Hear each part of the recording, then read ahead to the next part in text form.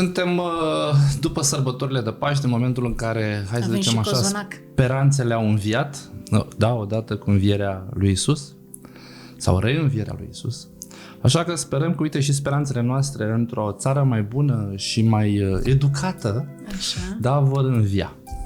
Am ales de data asta să stăm de vorbă cu profesor, doctor universitar Anca Nedelcu. Ai văzut ce frumos am zis? Corect, ai zis corect. Ai ce frumos am zis? Da, profesoară la Universitatea din București, Facultatea de Științele Educației și Psihologie, parcă este titulatura. Psihologie și Științele Educației. Așa. Și, din punctul meu de vedere, una dintre cele mai bune specialiste în domeniu. Pentru simplu motiv că a îmbinat cercetarea cu lucru în teren, cu lucru în zona ONG-istică, cu toate palierile astea de învățare și de cunoaștere. Cum aș putea eu să nu fiu de acord cu gazda podcastului? Deci, dacă nu cu mine, dacă zici cu tu, cine? atunci... Cu Anca mă cunosc de foarte mulți ani. Spune. Da, de când tu lucrai la Educația 2000+. Da, organizația care Fanion. Nici nu mai e acum, Da. Dar a fost pe vremuri ceva despre care n-aveai cum să n-auzi dacă Era lucrai în Academia de Educație din România, Yeah. hai să zicem așa. Și cam marea majoritate a educaționiștilor extrem de activi în momentul de față, da, și-au făcut școala în 2000+. Da. Și acum... Cine era o voce în educație trecea pe acolo, Absolut, indiferent pe ce altă poziție era. Asta e clar, da. Și mie mi-e dragă organizația, așa că mersi că ai adus-o în atenție, a făcut istorie. Exact. Uite că tot vorbim de istorie, hai să aducem istoria în prezent. Yeah. Cum vezi tu sistemul educațional evoluând Așa, de la momentul intrării tale, să zicem așa, în domeniu, așa. până în momentul de față? Evoluând sau involuând? Intrarea mea în domeniu a fost acum mult timp, așa că mă obligi la un efort de istorie mare, ceea ce la vârsta asta începe să fie o problemă. Nu-l văd bine, Gelu. Ziceam că începem cu lucruri pozitive, dar nu văd că mergem în bine. Pot să văd că avem din ce în ce mai multă superficialitate de foarte multe părți, avem din ce în ce mai multă lipsă de incluziune care e clamată, dar nu există. Văd oameni demotivați, din ce în ce mai mulți, și asta nu cred că e de bine. Este clar că am spus la un moment dat, e un fel de dalmațian cu pete albe și negre, sistemul ăsta despre care vorbim. Petele negre parcă se mulțesc mai mult sau se lățesc, așa se lățesc ele ca pe ulei, dar evident că sunt și zone albe, sunt și profesori faini pe care îi știm, cu care lucrăm sau pe care nu îi știm. Deci sunt și zone faine, zone de creativitate, dar sunt și zone triste, pe care n-ai cum să nu le vezi. Dacă mă obligi la un efort de a face o perspectivă generală și istorică, n-am cum să nu spun că nu le văd. Văd că, uite, de exemplu, să-ți dau un exemplu. Clasa copilului meu, școala copilului meu în care a fost, nu mai este acum, dintre a 5-a până în clasa 8-a, parcă sistemul s-a relaxat din ce în ce mai mult și parcă și profesorii care erau extrem de serioși au văzut la un moment dat în alte școli, să zicem că se poate și altfel, și ei s-au mai relaxat. Deci cu toată comportamentul ăsta de relaxare și relaxare în sens negativ, e contaminant, știi? Asta vreau să întreb. De relaxarea poate nu e rea. Nu e rea relaxarea, adică relaxarea care vine atunci când știi ceva foarte bine, când ești stăpân pe ce faci și înseamnă doar o stare din asta în care exersezi anumite lucruri pe care ești foarte sigur, și e relaxarea lucrului pe care îl faci bine și care ți-a ieșit de multe ori și care are șanse să iasă, atunci e o relaxare bună. Relaxarea la care mă gândeam e una care ține un pic de superficialitate pe care o mai găsim pe acolo. Anca, ai lucrat pentru foarte multe... De ești foarte serios în alte podcasturi. Te-am văzut mai... Stai ușor, stai, Okay. ia-mă ușor. Așa te iau. Deci, ai lucrat în cu foarte multe instituții pentru a face foarte multe lucrări de cercetare, analiză, recomandări publice. Lucrai cu Banca Mondială, cu UNICEF, cu Comisia Europeană, cu multe altele. Și acum întrebarea este, de ce crezi că recomandările alea pe care voi, specialiștii, le puneți în documente, întâmpină o atât de mare rezistență în sistem? Pentru că așa se întâmplă în primul rând în orice sistem educațional. Sistemul educațional este un sistem care se schimbă greu. Făceam comparația asta de multe ori la cursuri. Nu e o șalupă, știi, care o ia așa ușor pe valuri, ci e un vapor care are nevoie de Să nu întoarcere... spui Moscova zilele astea. Nu mă bag în asta. Și așa vorbeam tristeți, n-are rost să extindem. Deci se schimbă în greu toate sistemele educaționale. Au o inerție a lor, ceea ce pe de-o parte e bine, pentru că spunea cineva, nu vreau să fiu foarte didactică, dar acum dacă îmi pui întrebări grele, bag din academice. Există și forțe inovatoare în sistemele educaționale și forțe de menținere. Deci nu e bine să te miști la un moment dat un pic mai cu reținere, pentru că e un sistem important și dacă o sucești așa după fiecare val, s-ar putea să produci turbulențe. Deci are ritmul ăsta, pe de o parte. Pe de altă parte, politicile alea, și aici cred că suntem cu toți culpabili când ceva nu se întâmplă și noi ăștia care facem recomandările, ele nu sunt atât de ușor de pus în practică. Adică eu îmi fac raportul la instituțiile despre care ai vorbit, scriu niște recomandări frumoase pe hârtie și acum îmi fac mea culpa ca să știi că te pregătesc, dar dacă ar fi să le pun eu în practică mâine, n-aș ști să o fac. Trebuie să mai fie o etapă care e de multe ori sărită. Care? Între ceea ce face un specialist în educație care face recomandări de politică educațională și ce trebuie să facă omul realmente în clasa lui, e o etapă lipsă care în alte sisteme există. Sunt, de exemplu, în Olanda, sunt instituții care traduc într-o formă digerabilă lucrurile care țin de politică pe înțelesul omului de la catedră. Omul ăsta nu e prost.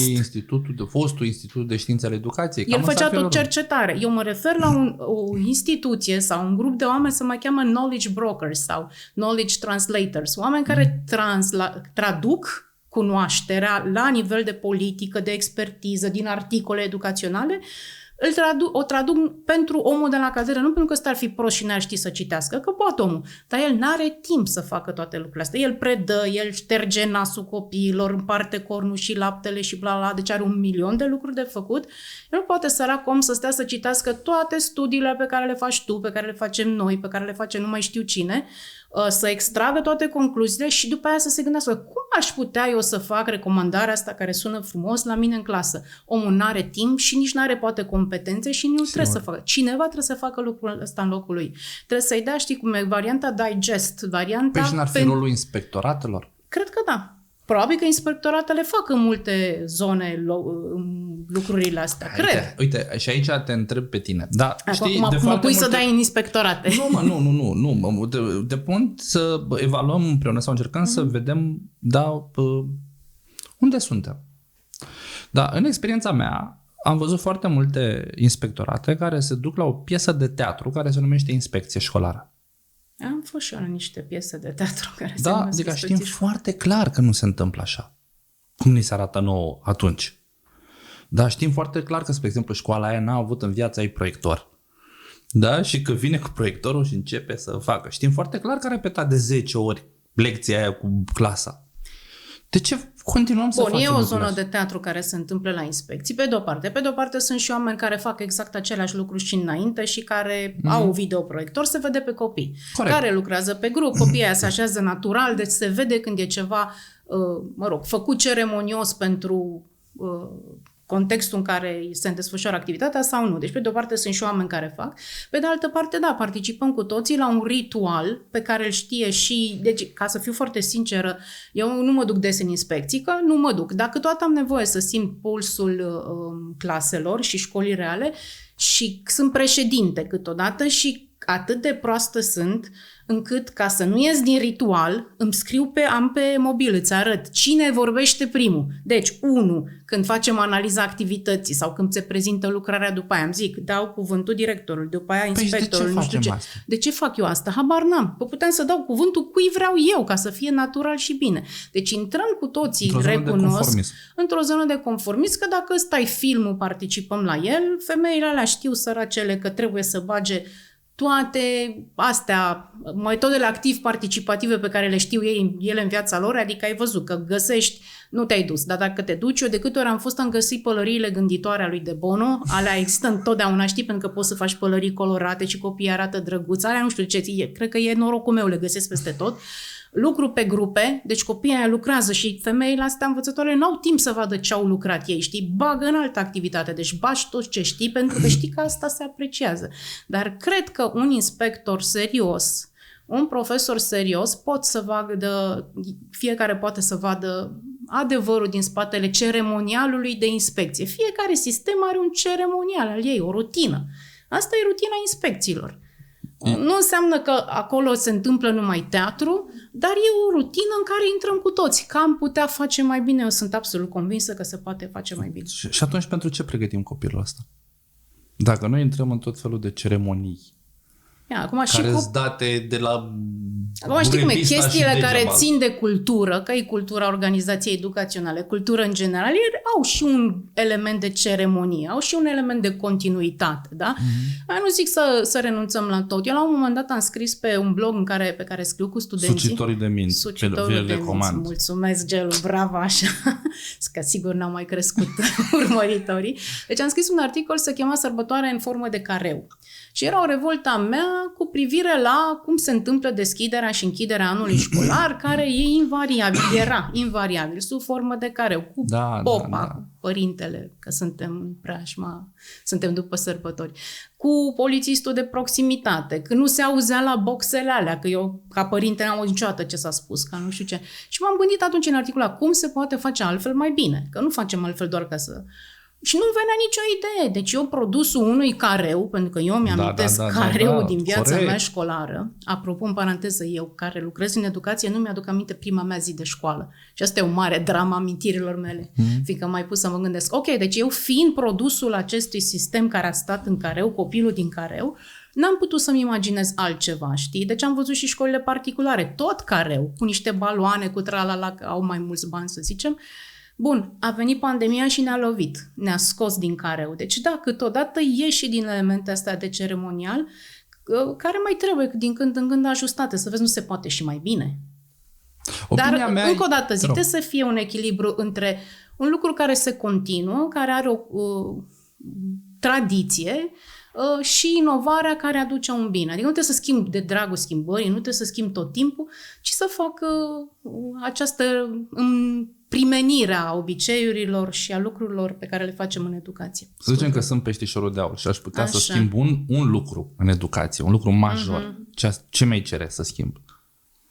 Pentru educația sistem, da, zona de echitate. Asta mie mi-e clar. Dezvoltă-mi și e clar că e o preocupare și pentru tine. Da, mi se pare zona cea mai tristă a sistemului. Nu pot să spun că mi-e bine că am un copil la școală, într-o școală bună și atât. Îmi pasă foarte mult că sunt copii care vin în papuci de plastic la școală, legați cu sârmă cu patentul de bunica, îmi pasă de chestia asta și îmi pare rău că există așa. Copiii n-au nicio vină și aici chiar mi se pare foarte trist. Sunt foarte mulți și au sărăcia pe care și-o aduc cu ei la școală, au capitalul ăla cultural care câteodată e deficitar, faptul că el nu are camera lui, că mai vorbeam odată despre asta, că nu are bibliotecă, asta nu e vina lui, da? Deci că n-a auzit discuții ca ale noastre acum în casă, că unii aud, nu știe să facă business-uri, că n-a auzit, deci fiecare copil se contaminează de ce în jur și asta, da, de asta îmi pasă. Și asta nu-i numai, deci chiar mi-e foarte ciudă când văd copii așa de chinui și acum chiar sunt foarte sinceră, de câte ori mă duc într-o școală din asta, chiar iau durerea lor, ei câteodată nu o simt, pentru că da, nu știi cum poate să fie altfel, nici eu nu-mi dau seama cum or fi alții mai avansați decât mine, deci probabil că sunt mulțumiți și ăsta e un lucru care contează, faptul că nu ai motivația din familie, că nu știi ce să-ți dorești mai bine pentru tine și nu știi ce să-ți proiectezi, deci da, nu, chestia asta chiar aș schimba-o, pentru că e rău pentru ei, pentru familia lor, pentru noi toți până la urmă. Știi cum era un studiu făcut de McKinsey în America, inegalitatea din sistemul american din 1970 până astăzi a costat economia sistemului american mai mult decât toate recesiunile de până atunci. Și cred că asta îi afectează pe toți, da? Și contează. Ce asta, dacă ai fi peștișorul de aur și te rog să te transformi, asta mi-ar plăcea foarte mult și după aceea un alt lucru așa în subsidiar, de asta e grav ce am spus, așa doar că e un accent la care țin, mi-ar plăcea să reușim să-i determinăm pe toți din sistemul ăsta educațional să facă lucrurile serios și până la capăt. Eu am o problemă cu lucrurile făcute doar de dragul de a le face, mi-ar plăcea să facem ce trebuie, cu rost, cu minte, cu responsabilitate și până la capăt. Eu vreau să nu mai fac ăștia reformă. Toți vor reformă. E adevărat. Niciunul nu continuă ceea ce e bun de la cel. Toți vor reformă. Toți vor reformă, dar sistemul continuă cu foarte multe practici. Adică, Exact. în Uite, ciuda tot reformelor, sistemul face ce are chef. Da? Da. Adică, știi, domnule, reformăm. Acum, ultima discuție pe care am avut-o ceva timp în urmă, da, erau în sală toți ăștia din mediul de business, ONG-urile relevante și un sfert de minister, da, în care n-am înțeles de ce ne-am întâlnit. Să faceți reformă. Asta era ideea, da? Dar n-am înțeles. Adică n-am plecat și cu un mesaj clar. Și eu credeam că o să-mi spui și mie că n-am participat. Da, adică asta e o altă discuție, adică știi, modul în care se selectează de foarte multe ori oamenii care participă la chestia. Apropo, ai fost invitată în facerea noii legi a educației? Au fost discuții care au ajuns pe la mine, probabil că o să se întâmple lucrul ăsta. Nu spun că nu e și vina mea, că atunci când am auzit discuțiile am preferat să trec pe lângă ele. E un tip de responsabilitate pentru care nu știu dacă sunt pregătită. Adică mi se pare un lucru important. E responsabilitatea sau e lecție învățată de faptul că de multe ori ai spus și n-ai fost auzit? Da, asta nu mă deranjează. Deci mie rolul pe care cred că mi l-am asumat în sistemul ăsta este și cu studenții să spun lucrurile în care cred, așa cum știu eu cel mai bine, și dacă ele prind rădăcini și sunt auzite, mă bucur, dacă nu aștept, pentru că văd că peste timp se întâmplă.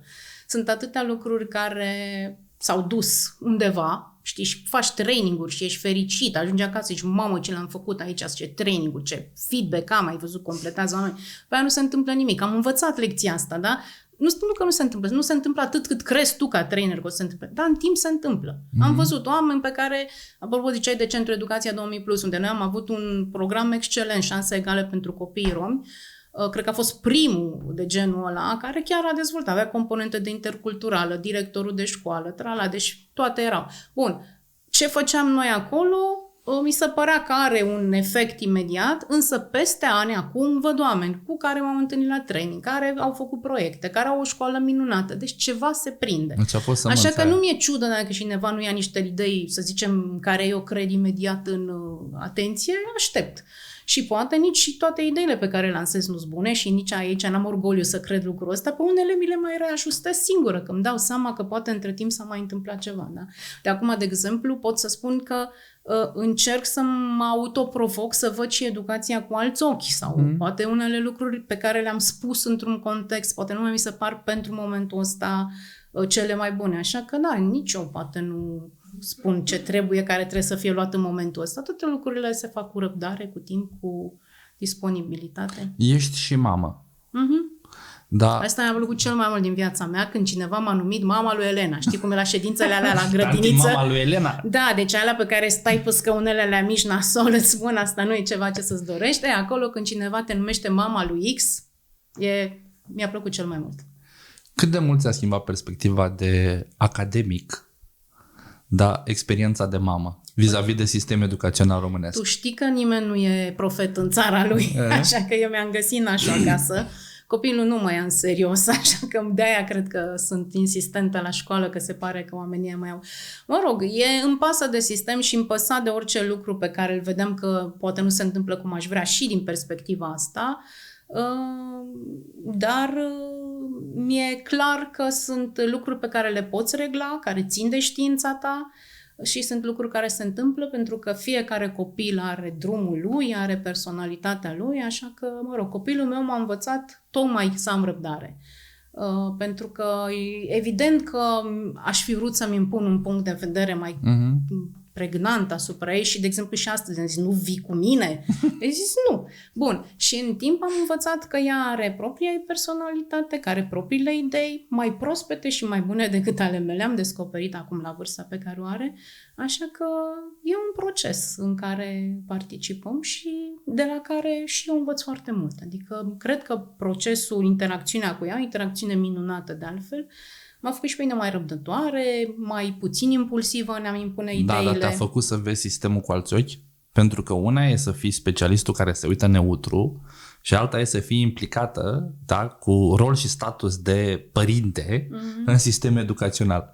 sigur că n-ai cum să nu vezi. Adică e clar că te simți culpabil pentru tot ce n-ai făcut în sistemul educațional, pentru că vine copilul acasă și îi spune, mamă, nu știu ce s-a întâmplat. Și zici, ia uite frate, tocmai asta pe care am zis-o eu alaltă ieri la nu știu ce întâlnire, tocmai asta nu se întâmplă. Și ai văzut că cele mai multe școli particulare și de la noi s-au făcut pentru că oamenii aveau nevoie de o instituție pe care nu o găseau în sistem și atunci și-au creat propria instituție pentru propriul copil. Da? Și eu am avut tentația de multe ori și noi la facultate am avut tentația asta să facem o școală în care în primul rând să fie copiii noștri, pentru că e o formă de a te lupta cu sistemul. Îl vezi altfel și îți pasă altfel, dar până la urmă poți să faci acest reglaj între ce e școala copilului tău și te bucuri că o găsești pe aia cea mai bună posibilă variantă, cum să fim clar cinstiți, o căutăm cu toții și probabil faptul că, cunoști sistemul câteodată te ajută, câteodată nu te ajută. Pentru că eu când am vrut să aleg învățătoarea pentru copilul meu, atât de bine le cunoșteau, încât îmi spuneau, a fost cu mine la liceul pedagogic, că spun eu ce făcea la petreceri și nu mai îmi spuneți, deci era prea multă informație și una nerelevantă. Deci da, încerci să găsești cea mai bună variantă pentru copilul tău și odată găsită ești un pic mai relaxat. Dar asta nu înseamnă că n-ai vrea să se întâmple bine pentru toți copiii, pentru că binele ăsta e mic. Nu poate să fie un bine mic într-un bine care nu e la fel de consistent mare. Deci trebuie să fie bine în bine. Există discriminare în sistemul educațional românesc? Că de aici vreau să ajung de fapt. Da, există. Cum se arată ea în viața reală educațională? Sub ce forme, așa, în mare? Păi cred că știi. Păi nu trebuie să știi, nu vorbești cu mine, vorbești și cu aia care ne aud acum. Cred că știi, nu știu, sunt tot felul de forme de discriminare, da? De la faptul că îl pui în ultima bancă și nu-i dai niciodată cuvântul, de la faptul că lui X îi dai din cap și la prop și ăstuia nu, de la clasele pe care le pui în capătul holului, în devara sau în magazia de lemne. Sunt forme și forme, tot felul de forme, da? Deci e clar, de la notele pe care le dai. Și ce stimă de sine are un copil care se simte întotdeauna paria la școală? În mod clar afectată, da. Nu, e foarte greu de dus în spinare o vulnerabilitate care poate îți vine de acasă, pe care o cari cu tine de acasă la școală și vizibilă sau invizibilă, știi? Pentru că discriminarea nu e întotdeauna foarte vizibilă, da? Noi reacționăm de obicei la chestiile evidente în școală, știi? De-aia mereu zic, hai să ne uităm nu numai la evidenți, hai să ne uităm și la aia care poate sunt triști în banca lor, împovărați de rele, pentru că nu țipă, nu dau din picioare, nu fac bălării la școală și nimeni nu-i penalizează discriminându-i, evident, dar ei pot să fie la fel de trist discriminați ca și ceilalți. Știi că vorbim de copii invizibili, aia care pică sub radarul profesorilor, ei pot să fie nemotivați, pot să fie uitați de Dumnezeu acolo și nici asta nu e bine. Și asta e o formă de discriminare, nu neapărat intenționată, dar e o formă de discriminare. Știi că există un roman scris de Allison în 1952 sau 50, se cheamă Omul Invizibil. Au mai fost și altele, și filme. Omul ăsta descrie situația unui personaj care n-are nume, tocmai pentru că e invizibil, care e negru, în sistemul american din perioada cruntelor discriminări, despre care probabil știm cu toții. Omul era, și e o filozofie asupra invizibilității minoritarilor și oamenilor discriminați, atât de ignorat era de cei din jur, încât ajunge să fie un fel de copie a lui. Da? Deci și el ajunge să se transforme într-un om invizibil în care se afundă singur. Dacă ești invizibil de multe ori, ajungi să te comporți ca atare și atunci și lucrul ăsta contează la discriminare. Deci să nu fii văzut iarăși o formă de discriminare, să fii ignorat, să nu fii încurajat, să nu fii motivat. Da? Și asta contează foarte mult. Dacă nu ai aspirații și nu știi spre ce să te duci și cei din jurul tău, că-s părinți, că-s profesori, nu-ți spun că poți sau nici măcar nu-și propun ei pentru tine un ideal mai generos decât hai să termin clasa, da, asta e o formă de discriminare. Deci sunt atât de multe forme și sunt atât de subtile încât de-aia e greu de luptat cu asta, știi? Și sistemul, profesorul, uite că e și cadrul didactic universitar, viitorul profesor, e pregătit să le vadă și să acționeze? Acum, nimeni nu o să fie vreodată la toate școlile lumii atât de bine pregătit încât să anticipezi toate situațiile care o să fie. Eu nu vorbesc, adică hai să zicem așa, competențe minime. Competențe minime probabil că există, dar situațiile sunt atât de diverse și contează foarte mult ce simți tu, da? Deci sigur că la școală ți se spune, nu discrimina, eu am, de exemplu, un curs care este despre educație interculturală, știi? Și un exercițiu pe care le facem așa, doar ca să, la tema se cheamă, spui titlul pe tablă, stereotipuri, da? Deci asta e tema asta. Și zicem, te-ai dus în nu știu ce excursie și nu mai ai benzină, nu mai poți să te întorci, ești în afara țării și nu mai ai benzină, nu mai ai bani, da? Și găsești într-o parcare niște oameni pe care iei în mașină ca să te întorci. Și ce găsești acolo? O țigancă cu un copil în brațe, sau un rom, trebuie să zic, nu? Trebuie să zici ce vrei. Ok, așa a ieșit. Ce zici? Așa a ieșit că vorbim de stereotipuri, da? Așa, da. Bun, zice ceva despre tine, nu despre mine, știi ce zici? Atunci o persoană de etnie romă, un copil meu, nu știu, mi-a venit acum, un țăran cu un coș de brânză, un nu știu ce. Suntem la tema care se cheamă stereotipuri. Și oamenii aleg, fără să-mi pună o întrebare suplimentară, dar țăranul ăla ce vârstă are?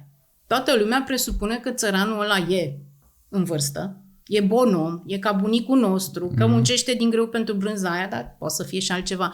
Deci mintea noastră ne joacă așa de repede cât o festă din asta perceptivă, încât fără să vorbim între noi, tot văd, dacă spui prostituată, tot studenții o văd, da? E aia din Pretty Woman, care are cizme, ai văzut-o, nu? Da, cum să Julia Roberts.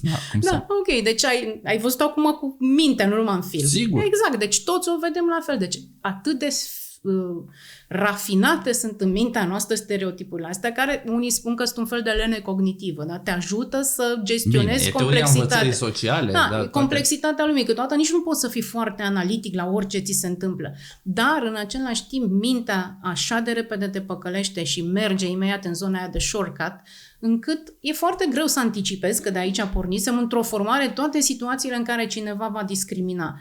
Ține și de pregătire, dar ține foarte mult de disponibilitatea fiecărui om să se împrospăteze el pe el în fiecare moment și să fie atent și să spese de fiecare copil. Eu cred că lucrul ăsta e foarte important. Noi spunem că rotița minții, asta și care a inimii, am văzut trebuie să se combine cu rotița inimii. Foarte frumoasă metafora, am văzut. Dacă nu se combină astea două și nu funcționează împreună, nu se întâmplă lucruri foarte bune. Da? Și atunci ajungem pe zona ailaltă, a inimii din educație, în teorie abilități non-cognitive, da, în care noi am încercat și să investim mult mai mult decât alții. Acum, părerea specialistului în educație este: viitorul aparține abilităților cognitive, activităților non-cognitive sau, hai să zicem așa, o altfel de ajustare între cele două decât cea actuală. Bun, acum știi cum e, nu poți să... Și ai zis, sunt două rotițe, ele trebuie să coexiste. Deci e ca și când mai pune să aleg dintre pantoful stâng și pantoful drept. Bine, la noi momentan nu deci există decât o rotiță. În sistem educațional există mai degrabă prima, adică trebuie să învățăm 98 de strofe din Luceafărul. Da, să știi că... Suntem. Da, asta s-a întâmplat foarte mult, această dominantă cognitivă, însă mai nou sistemul pică tot într-o formă fără fond, care începe să fie hai să ne simțim doar bine, hai să fim atenți doar la rotița inimii, să ne iubim, să fim fericiți. O să zică well-being-ul acum, o să mă omoare. O să mă omoare, știu. Păi cel mai important lucru, well-being-ul, nu? E foarte bine să existe, știi cum e. Acum hai să facem o Deci ideea este că trebuie să existe amândouă, mi-e foarte clar. Nu poți să faci nici stare de fericire în sine, pur și simplu să mă bucur doar că exist. Știi cum e? Ne bucurăm când ne iese ceva, când am doborât un obstacol. Fericirea în abstract, pur și simplu, nu există. Și pe de altă parte, nici cognitiv 100% să înveți din încrâncenare fără să te bucuri. Deci, doar pentru notă. Doar pentru notă. Și trebuie să existe amândouă. Dar apropo de chestia asta, mi-aduc aminte ce a zis Abraham Lincoln la un moment dat. Câte picioare are o cățelușă dacă te decizi să-i consideri coada picior? Și răspunsul e 4. Pentru că simplu fapt că tu consideri, te-ai decis brusc să zici că coada cățelușei e picior, nu înseamnă că îl transformă în picior. Spun lucrul ăsta pentru că, și cum e, nu poți să fii fericit că ți-ai impus de la 10 la 11 să fii fericit și să ai o oră în care ai o stare de beatitudine. Ești fericit pentru că ai toate picioarele didactice bune, că ai tot ce trebuie în școală, că toată lumea își face treaba. Deci asta este o rezultantă. Nu e neapărat ceea ce îmi propun să se întâmple într-un interval anume. Deci, da, probabil, eu sunt convinsă că well-being e o termenă importantă și noi la facultate am făcut un proiect pentru asta, l-a cercetat și OECD-ul, deci îmi imaginez că oamenii aia nu se duceau după bălării, dar trebuie înțeleasă ca atare. Deci este un concept cumulativ care adună bine din mai multe zone. Și aici cred că binele putem să ne gândim ce înseamnă. Fiecare își face treaba. Da? Că vorbeam de unele școli unde se întâmplă lucruri bune. De la portar, la director, la învățător, fiecare are un lucru de făcut și îl face foarte bine. Ne ducem lucrurile până la capăt. Suntem atenți și la inimă și la minte. Nu uităm niciuna, că eu cred că uitatul uneia creează dezechilibre. Da? Pentru mine echilibru e legea educațională cea mai importantă. Și atunci dacă toate lucrurile astea sunt bine făcute, da, la un moment dat o să fie stare de bine, care înseamnă și siguranță, da? Să nu fie frig, să nu fie foame la școală, da? Sunt copii care vin morți de foame, ceea ce îți dai seama că nu mai cum să înveți. Deci de la lucrurile de la baza piramidei până la alea de afiliere, de stare de bine, toate astea, dacă funcționează toate rotițele astea, îți iese și bine și fericire. Dacă nu, nu poți să fii în abstract. Deci ceea ce îmi spui tu acum, că nu toți copiii sunt la fel și că ei trebuie tratați categoric echitabil. Uite, ca să folosesc... Ai zis bine. Da, mie îmi spui. Zic știu și eu lucruri bune. Știu, da? păi de-aia am venit la tine. Dar fă-mă să înțeleg. Sau fă-ne să înțelegem. Că mai sunt câteva sute mii care se uită. Să sperăm. Ce înseamnă echitatea în educație pentru copii diferiți? Bun, e celebra distincție care se face în carte între egalitate și echitate și ai văzut că pe Facebook există și niște desene care ne arată foarte plastic lucrul ăsta. Ei sunt diferiți și asta cred că nu mai e un lucru de dezbătut. Da? Sigur, deci, adică un copil care își vede altfel. mama bătută acasă, exact. nu are cum să fie la fel ca un copil care are familia fericită. Exact, Uite, ca să dau un exemplu care nu ține de etnie, nu de ține culoare. nici de el, nici de etnie, nici un de... copil care are omul drag sufletului lui departe, plecat în afară să muncească. Uite, dar nu poate să performeze la fel și să aibă fericirea aia, stare de bine, dar la fel ca cel care are toți oamenii dragi lângă el, încurajându-l și așa mai departe. Deci sunt diferențe. Unele țin așa cum ai zis, de ce ți se întâmplă acasă, de ce ai auzit acasă, de ce, care e părerea părinților familiei despre școală, ce motivații ți-au pus ei, ce vis au ei pentru tine, da? Cum te ești văd? perceput de ceilalți. Da, ce se întâmplă dacă vii cu anumite note, te ascultă cineva, te întreabă. Deci toate lucrurile astea sunt diferențe. După aia sunt unele cognitive, sunt copii cărora le sclipește mintea într-un fel, poate pe aia ne dorim în clasă că-s bun la olimpiadă, dar poate au tulburări afective, că afectivul câteodată nu ține pasul cu mintea. Se poate întâmpla, da? Și sunt unii slow learners și unii care sunt un pic mai înceți la înțelegere. Nu-s proști, fac același lucruri, dar o fac în ritmul lor, da? Sau sunt și alții care sunt buni în ceva și nu, foarte slabi în altceva. Deci pentru toți copiii ăștia, clar că ar trebui să gândim lucruri care să li se potrivească, da? Pentru că știi cum e parabola aia, dacă pui cămila să alerge și șarpele să se urce în copac, e o chestie. Dacă faci invers, nu e. Deci pentru fiecare ar trebui să găsim lucruri care să li se potrivească, care să ia din punctul A și să-i ducă în punctul lui de maxim potențial, să-l dezvolte pe el. Cine să facă asta, Anca? Cei care lucrează cu ei. Educatorii. Da. Știu că e foarte greu. greu. Și sunt învățați să facă asta. Revenim la... Știi cum e? Nu poți tot ce se întâmplă într-o carieră să o dai pe lipsa unei formări inițiale. Dar eu n-am zis de formare inițială, am zis sunt învățați să facă asta, inițial sau continuu. Da, sunt lucruri pe care le înveți de la alții, dar n-am putea spune că în ziua de astăzi nu există informație în jurul nostru didactic vorbind despre lucrurile astea. Adică ce spunem noi acum că egalitatea ar trebui să... Egalitatea înseamnă că îi dau fiecăruia același lucru și ți-or descurca, iar echitatea înseamnă că le dau lucruri diferite în funcție de nevoie, adică dacă unul are nevoie de 3 scăunele unul peste altul ca să vadă peste gard, le dau pe alea, ălea care nu are nevoie nu îi le mai dau, ceea ce nu înseamnă că nu e egal, nu le-am dat același număr de scăunele, dar le-am dat echitabil. Deci lucrurile astea există ca informație. Însă cum sunt ele puse în practică, asta e mai greu, zi de zi, pentru că toate discriminările se întâmplă zi de zi, minut cu minut, nu se întâmplă în fiecare minut, dar ele sunt întărite în fiecare interacțiune. Deci nu e doar că trebuie să te învețe cineva, pentru că teoretic știi, toți știm că nu trebuie să ne purtăm urât cu copilașul ăla care nu știu ce, dar câteodată nu mai ai răbdare, câteodată sunt prea mulți în clasă, câteodată nu te ajută nimeni, câteodată tu trebuie să faci liste cu lapte și corn, deci da, trebuie să fii și susținut pentru asta, nu e doar cine te învață, sunt mult mai multe. Da, trebuie să te învețe cine trebuie să te învețe și aici probabil că și noi trebuie să accentuăm mai mult lucrurile astea. Și revin cu întrebarea, sunt învățați? Că trebuie. Cine trebuie? Știm că trebuie, dar sunt învățați de sistem.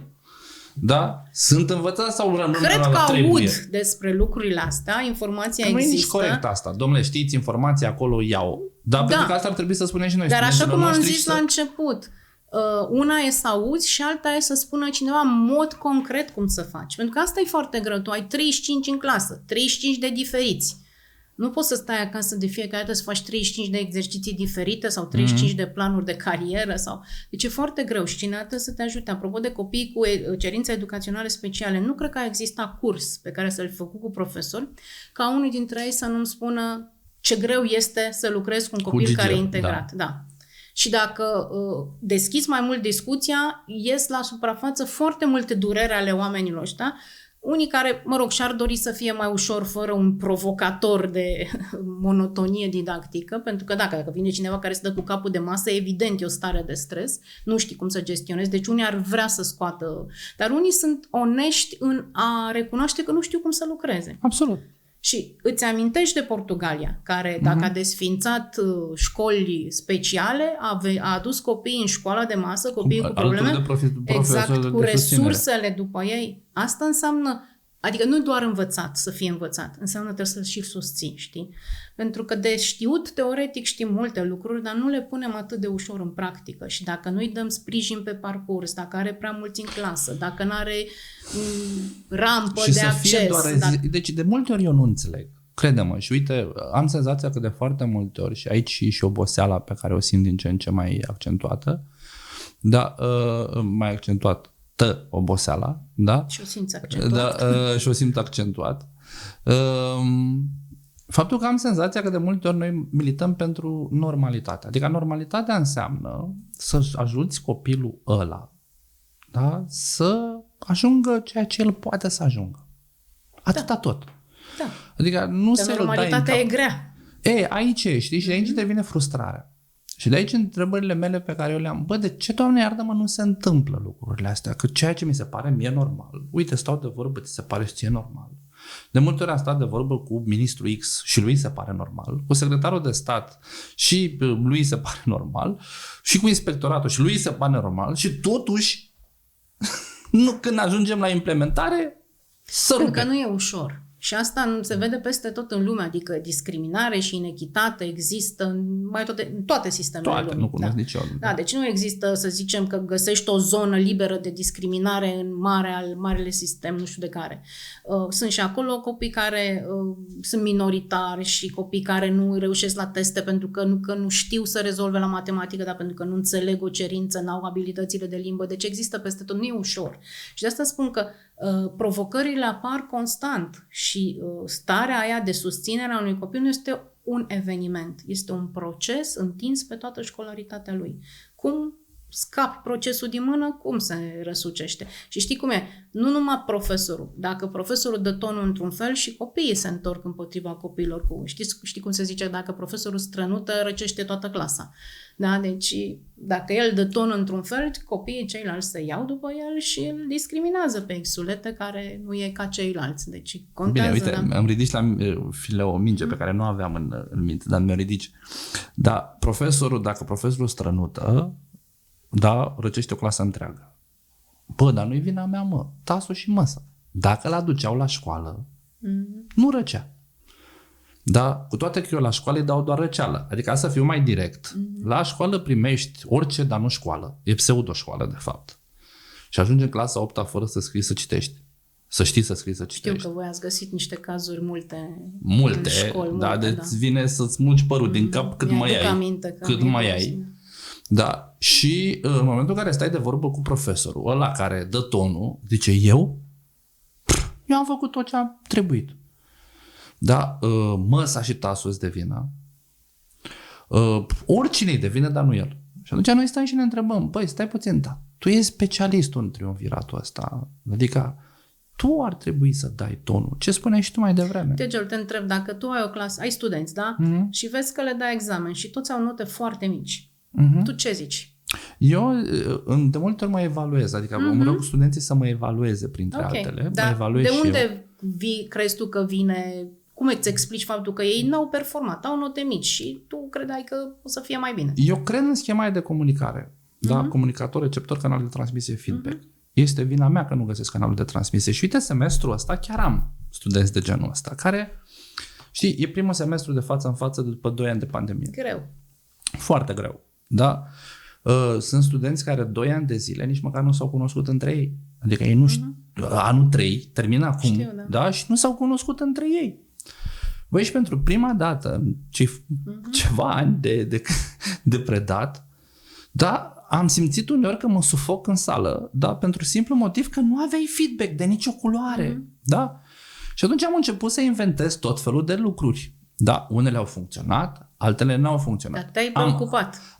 Am oprit ceea ce eu aveam de predat chipurile conform curiculei și am lucrat pe abilitățile de comunicare, aducând în discuție în conceptul ăsta de comunicare ceea ce trebuia să predau. Exact, minorități și echitate. Asta e răspunsul, da? Adică, pentru că mi-am dat seama că trebuie să răspund unei nevoi a lor. Și dacă eu le răspund la nevoia lor, ei fiind conștienți, pentru că ei mi-au spus, domn profesor, nu e vina dumneavoastră. Când am spus, cred că e vina mea. Nu înțeleg ce se întâmplă. Spuneți-mi unde să îmbunătățesc. Și eu zic, nu credem că e vina noastră. Dar știți, noi nu suntem obișnuiți să vorbim, să facem, să dregem, nu ne știm între noi, nu avem încredere în noi, ne teamă de vorbit în public, toate lucrurile astea pe care ei teoretic nu le-au experimentat timp de 2 ani jumate, știi? 2 ani. Și atunci am schimbat, efectiv, din mers. Da? Uite, vezi? Deci asta este un răspuns la ce m-ai întrebat tu pe mine. Ce face, dacă ceva nu merge, cine e de vină? Profesorul zice că, mă rog, e un studiu, nu mi-amintesc neapărat anul sau universitatea, care a verificat mai mulți profesori, unii erau considerați foarte buni și unii mai vulnerabili din perspectiva asta. Cei foarte buni, în momentul când ceva nu mergea în școală, cazul nostru, erau rezultate foarte slabe în un examen, se autoanalizau în primul rând pe ei. Deci se uitau la vina lor. Ce n-am făcut eu cum trebuie? Pentru că ei așa sunt. Copiii ăștia mi s-au dat, ăștia stai mei, au necesitățile lor, poate eu vreau să le predau altceva, dar ei nu știu să vorbească în public și atunci mă opresc și răspund acestei necesități. Deci profesorii buni se autoanalizează, pornesc de la ei. Profesorii care nu sunt foarte stăpâni pe cariera lor, ca să nu-i numesc altfel, e un eufemism aici, externalizează vina. Da? Așa mi-a dat, cum zicem noi, liceu. Da? Noi la facultate îi primim greșiți din liceu, glumesc. Da? Părinții sunt de vină. N-au copiii din ziua de astăzi, mobilele. Ceea ce, da, reprezintă o sursă mare de ineficiență didactică. Deci cei care nu sunt atât de stăpâni pe ei și nu cred atât de mult în demersul lor didactic, dau vina pe alții. Noi am făcut la un moment dat cu UNICEF o cercetare care mi-e foarte dragă, Școala așa cum este, în care i-am întrebat pe profesor cât anume din progresul unui elev ți se datorează și în mod evident atunci când era elevul bun, progresul li se datorea, dar când era vorba de insucces, ăsta era externalizat. Pe de o parte, e o tendință umană firească să externalizezi o vină, nu sunt eu, e celălalt, dar e o formă de responsabilitate didactică pe care aș vrea să o văd în mai multe contexte. Hai să văd dacă de la mine pornind nu e ceva care n-a fost cum trebuie, știi? Ce crezi despre titularizare? Nu știu, nu cred foarte multe. De obicei nu mă exprim pe subiecte pe care nu sunt foarte pregătită. Și nici nu vreau să arunc un sistem în aer doar... Reformulez. Adică eu cred că indiferent că punem titularizare sau punem gradul 1, gradul 2, gradul nu știu care, că dăm alte probe, dacă nu umplem de conținut și de rost formele pe care le punem, ele sunt ineficiente. Deci și cu inspectoratele, știi că există discuția asta dacă le desființăm sau nu. Da. Contează funcția pe care ele au trebuit să o facă, cum o facem. Deci pe mine nu mă interesează că se cheamă inspectorat sau altceva, mă interesează să restructurăm instituții și funcții ale lor cu responsabilitate, nu să le schimbăm numele. Deci, de asta reformulez. Da? Ce părere ai despre profesorul am care din asta, dar n-am reușit. Despre specialistul, uite, așa, care odată intrat în meserie, trece un examen, de acolo poate să iasă la pensie, fără nicio altă problemă. Adică rămâne 30 de ani în funcție, fără ca cineva să-l poată să-l scoată. Indiferent că el nu-și face treaba. Indiferent că el, da, în meseria lui de specialist, în funcția lui de specialist, dă rateuri. Da, adică, cum ți se pare asta? Că mie mi se pare total anapoda. Știu, aici aș vrea să am o perspectivă balansată asupra acestui lucru. Sigur că organizațional vorbind, o persoană care intră într-un sistem și nu mai are alte provocări în carieră, nu o să se preocupe, așa cum ne-am dorit cu toții, singur să devină din ce în ce mai bun citind, singur să aducă vise la masă. Acolo. Păi dacă eu nu mă dă zboară nimeni, de ce să mai citesc? Pe de altă parte, cred că sistemul are și adică întotdeauna sunt în echilibru în chestiunea asta, are nevoie și de predictibilitate, are nevoie și de continuitate și cred că trebuie găsite alte tipuri de provocări didactice, nu neapărat examene peste examen, pentru că, da, poate dacă ajungem la concluzia că oamenii aia pe care noi am fost în funcție nu mai sunt viabili și nu mai funcționează acolo și ar trebui să-i dăm afară, o să avem o problemă cu ce punem în loc. Deci orice soluție din asta care revoluționează un sistem și care îl explodează trebuie să-și asume consecințele. Profesia didactică nu este una foarte dezirabilă, nicăieri în lume. În foarte multe sisteme educaționale oamenii se plâng nu doar de salarii, că astea, sunt doar câteva țări în lume în care oamenii vor să se facă profesori și sunt nu știu câți pe loc, 10, dar în general nu. Și Finlanda și alea sunt câteva exemple. Dar în general salariile sunt mici. Lipsa de perspectivă în carieră e un argument pentru care oamenții nu vor să mai rămână în sisteme, pentru că da, ai ajuns, ai gradul nu știu care și nu mai n-ai unde să te mai duci, da? Și atunci și plus sisteme... gradul 1, cineva acum în sistemul românesc poate să și le ia și la 30 de ani, da. Adică după 7-8 ani deci sunt sisteme care au început să se gândească ce să inventăm ca formule de evoluție în carieră pentru oamenii ăștia. Și a apărut mentorul, care și el poate să fie o formă în care te simți împlinit, că întorci către sistem lucruri, către colegul tău, consilier de nu știu care, designer nu știu cum. Deci cine ajunge la gradul ăsta de senioritate și expertiză să mai aibă unde să se ducă și pe un alt palier, da? Deci să nu se încheie cariera acolo. Deci nu neapărat am ceva cu titularizarea, ci cred că ar trebui să găsim formule prin care oamenii să-și dorească să fie mai buni, să aibă oportunități și contexte care să-i stimuleze în felul ăsta. Cunoști vreun titular care a fost dat afară pentru că nu și-a făcut treaba? Nu. Eu cunosc câțiva care au fost dați afară și care au câștigat în instanță pe urmă. Pentru cazuri de genul hărțuire sexuală. Eu am cunoscut doar titulari foarte conștiincioși. Serios, chiar că s-a întâmplat. Trebuie să-mi dai și mie din experiențele tale. Că cunosc pe cei care vin la master, că cei care fac proiecte. Știi că în general cei care ies în față sunt tot ăia, în toate proiectele, în toate acțiunile. Deci da, câteodată îi vedem ca la școală, pe ea cu mâna pe sus. 50 de minute au trecut ca vântul și ca gândul. Da, uite, 50 de minute au trecut așa. Știi, așa spre final aș vrea totuși să ne ducem spre zona de optimism. Hai. Ești optimistă privind sistemul educațional românesc? Ca să pot să știu dacă mă duc pe zona de optimism. Că tu ești? Da. Eu da. Atunci de dragul tău sunt și eu. Nu trebuie să fii de dragul meu, trebuie să fii pe bune. Înainte eram foarte optimistă, știi, și chiar credeam și așa cum ți-am spus, e vorba de răbdare că lucrurile o să se întâmple.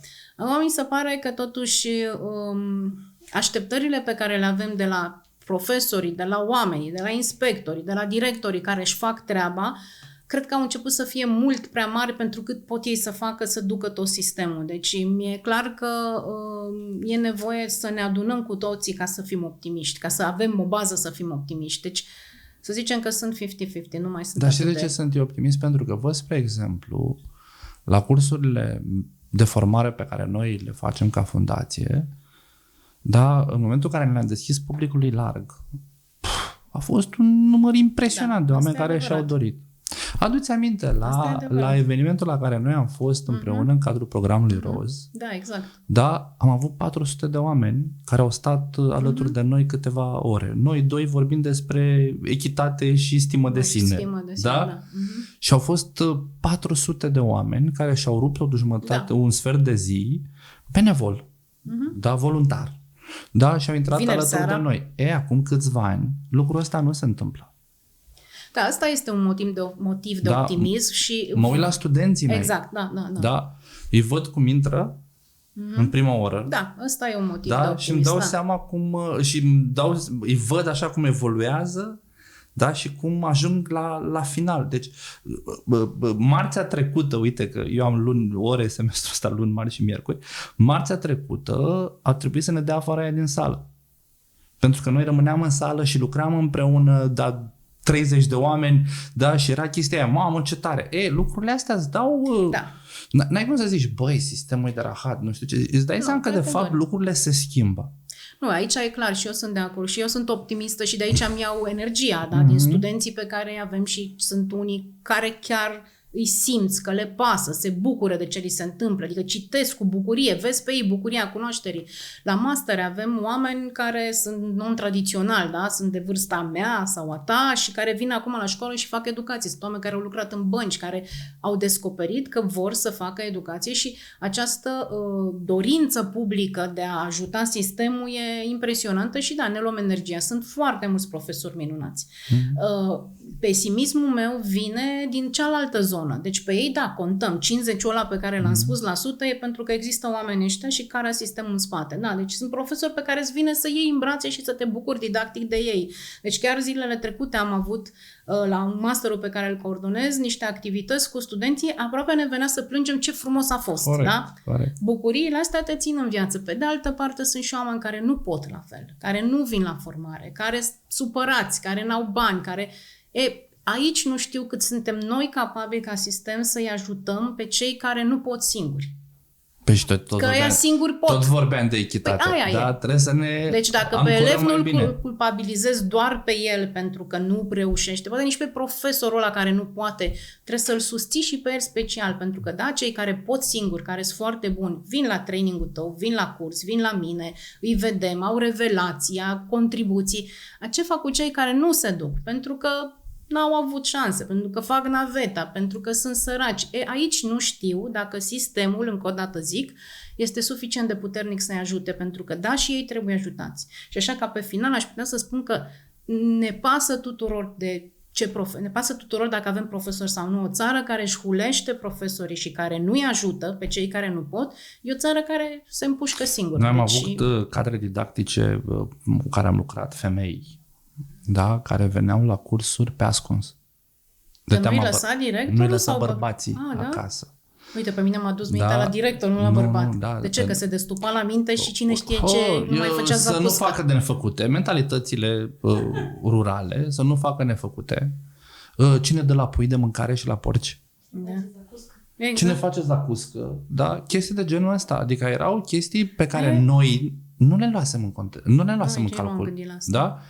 Și în momentul în care ne-au izbit, noi gândeam pe urmă, bun, ce valori poți să dai tu mai departe în momentul în care sufletul și spiritul tău și de multe ori trupul tău este fizic lovit. Vezi? Da? Și în momentul ăla ne-am dat seama, da? Trebuie să ne ajustăm noi înșine. Uite, vezi, pentru situații de genul ăsta cred că trebuie un sprijin special. Absolut. Cum ajungem la oamenii aia? Unii vor și nu pot, că nu-i lasă bărbatul, că nu-i cineva lasă îmi spusese într-o evaluare de acum vreo 10 ani, cred că m-a întrebat, când am început noi programe de stimă de sine, dacă nu gândim programe de stimă de sine pentru profesori. Și atunci am râs. Am zis, bine, da, tot profesorii trăiți ar ție familia ta. Ați râs degeaba, ați constatat ulterior. Și am constatat pe urmă că am râs degeaba, știi? Pentru că întrebarea era extrem de pertinentă. Da. Pentru că cineva fără stimă de sine nu poate transmite stimă de sine celuilalt. Categoric. Dar cineva care se consideră e ofuscat, e frustrat, da, dacă ești mâncat pe înăuntru, nu poți să-l faci pe celălalt lucru. Să viseze. Știi, ca în avion aia, puneți masca și după aia pe copilul. Pentru asta sunt multe instrumente pe care unii dintre noi le-am pus în practică. Tu ai pus sucitorul de minți. Cu asta aș vrea să închei. Da? Dar unul dintre cele mai mișto bloguri educaționale din România. Nu glumesc, chiar nu glumesc. Da, adică bine, sunt și puține bloguri educaționale din România. S-au înmulțit între timp. Însă, din punctul meu de vedere, și pentru că mie îmi place foarte mult cum scrie Anca, da, scrie povești fantastice, da, nu fantastice, dar foarte mișto. Recomand sucitorul de minți. Cred că ne apreciem unii altuia. Da, uite, ne-am și trimis textele și ne-am și spus că ne apreciem povestea unui altuia. Și acum întrebarea este, de final, de ce sucitorul de minți? Da? Știu că și tu ai un tricou cu sucitorul de minți. Deci iată că ne-am întâlnit. Am un tricou, am primit un tricou cu sucitorul de minți. Atunci nu exista. Întâmplare, da. Nu exista. Să știi că acum ai peste tot. Am văzut și la nu exista alea unde se vând din alea de artizanat, scrie. Așa. De ce sucitorul de minți? De ce numele? De ce blogul? De ce lucrezi cu studenți care publică la tine? De ce? Tocmai asta a fost provocarea, pentru că, noi avem un master care se ocupă și de învățare, inovare și coaching în educație. Cursul meu de acolo se cheamă Profesor Reflexiv. Și noi vrem la cursul ăla să vedem cum se poate face altfel în educație mai bine. Da? Deci să ne sucim mintea, să vedem se poate și mai bine. Adică sunt foarte multe lucruri pe care le facem pentru că așa le-am moștenit, pentru că așa s-a întâmplat, dar nu ne întrebăm de ce, care e rostul, cum e mai bine. Și profesorul reflexiv la asta te îndrumă. Sunt atâția oameni faini în masterul ăsta, așa cum ziceam și până acum, încât am considerat că e păcat ca ei să nu-și adune ideile într-un blog sau să le ducă mai departe, să iasă din clasă, știi? Deci a fost intenția de a scoate din clasă bucuriile alea didactice pe care le aveam și atunci am zis hai să scriem cu toții. Mie mi-era ușor să scriu doar eu, da? Știi că e mai ușor să fii de unul singur în acțiunile astea.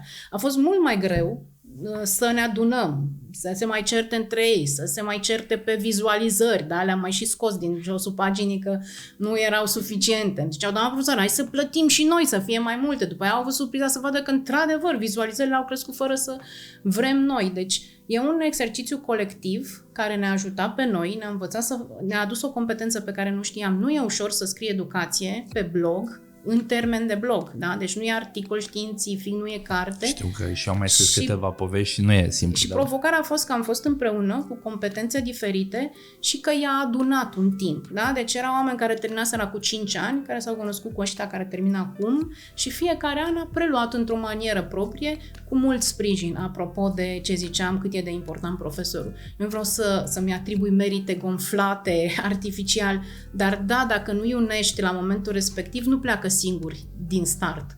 Acum au plecat singuri. Scriu fără să E o carte pe care noi am publicat-o, carte pentru Vrei să-mi faci numai bucurie acum care în final. se numește Nimeni nu zboară niciodată singur. Da, și da, nimeni niciodată nu zboară singur. Da, asta spui și tu. Mai e o carte pe care Anca a scris-o cu Elena, am tot menționat de ea, respectiv Fata Ancăi, Genialii, pe care vă o recomandăm cu drag. Da, și mai sunt foarte multe vise pe care împreună le avem pentru ceea ce înseamnă generația următoare. Pentru că ne place sau nu ne place, recunoaștem sau nu recunoaștem, lucrăm în domeniul ăsta pentru că suntem conștienți că România asta va arăta așa cum o facem și noi înșine să arate. E adevărat. Nu mai pot decât să fiu de acord. Da, apropo, am rugat-o pe Anca să stea mai aproape de microfon, așa că și dacă o să auziți mai rău, nu e din cauza mea. Sigur mă aud bine pentru că sunt profesor și vorbesc suficient de tare să se audă și în colțul țării. Da. Bun. Zi faină. Ne vedem săptămâna viitoare. Mulți ani faină. Mulțumesc, Gelu, de invitație. Cele bune.